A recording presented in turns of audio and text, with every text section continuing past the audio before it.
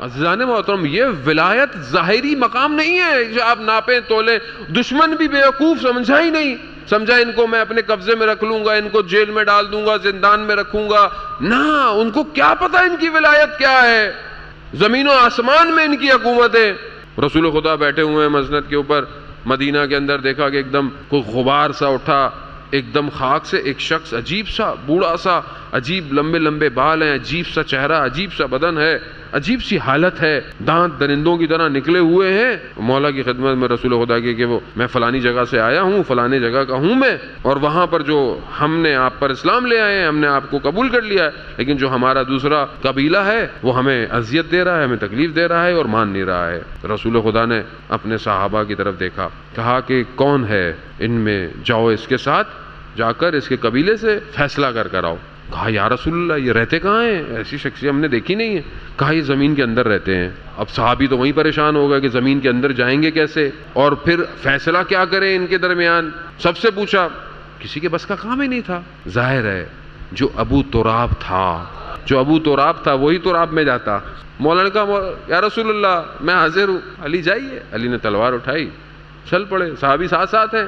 ایک مقام پر گئے, زمین پھٹی, حضرت علی اندر چلے گئے. اب یہ دیکھ رہے ہیں وہیں پہ کھڑے ہوئے کہ یہ تو معاملہ. اب گئے, دن گزر گیا, صبح نماز, علی نہیں آئے. اب یہ اندر چلو بھائی, منافق تو ہر جگہ تھے ظاہر ہے. اور میں اچھا اب آپ گھبرائیں گے, بھائی سورہ منافقون اترتی رہی ہے, میں اپنے گھر سے نہیں کہہ رہا یہ باتیں, سورہ منافقون اترتی رہی ہے. رسول خدا کے ہوتے وہ منافق تھے کہ چلا اچھا ہوا. ظہر ہو گئی, رسول خدا نماز پڑھا رہے ہیں, نہیں آئے. کہتا اب تو پکا ہی ہو گیا کہ مغرب ہو گئی, نہیں آئے. صفا مروہ کی مقامات جو مختلف بہرحال مقامات کہتے ہیں پھٹا.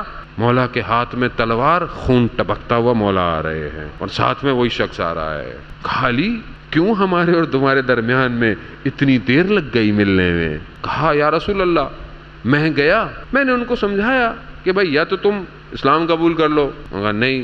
میں کہا پھر جزیہ دے دو. نہیں. تو اچھا پھر ان سے صلح کر لو, کم از کم انہیں تنگ نہ کرو, ایک دن انہیں جو پانی یا جو مقام وہ دو, ایک دن تم لوگ استعمال کرو. کہا نہیں. کہا جب نہیں مانا یا رسول اللہ تو پھر میں نے ان کے 80,000 خون خاروں کو واصل جہنم کیا ہے.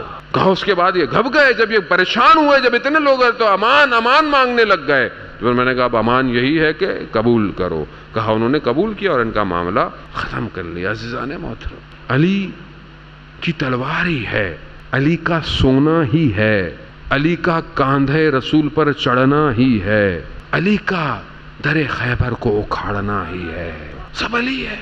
لیکن خود مولا کائنات کہتے ہیں کہ میں نے جن طاقتوں سے یہ کام کیا وہ الہی طاقت تھی جو خدا نے مجھے دی تھی. اب یہاں جوان سوال کرتے ہیں کیوں مولا کائنات 25 سال خاموش رہے. وہاں بھی امر الہی تھا, 2 انگلیوں سے اکھاڑنا, یہاں بھی امر الہی ہے.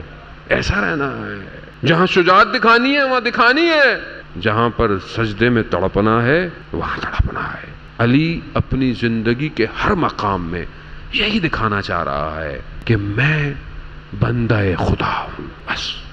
عزیزان محترم یہی ولایت ہے. ہم اس کو سمجھیں, جیسے مولا نے دی ہے ویسے لیں, جیسے امام نے ہمیں عطا کی ہے, آئمہ نے, ان کو ہم ویسے ہی لیں.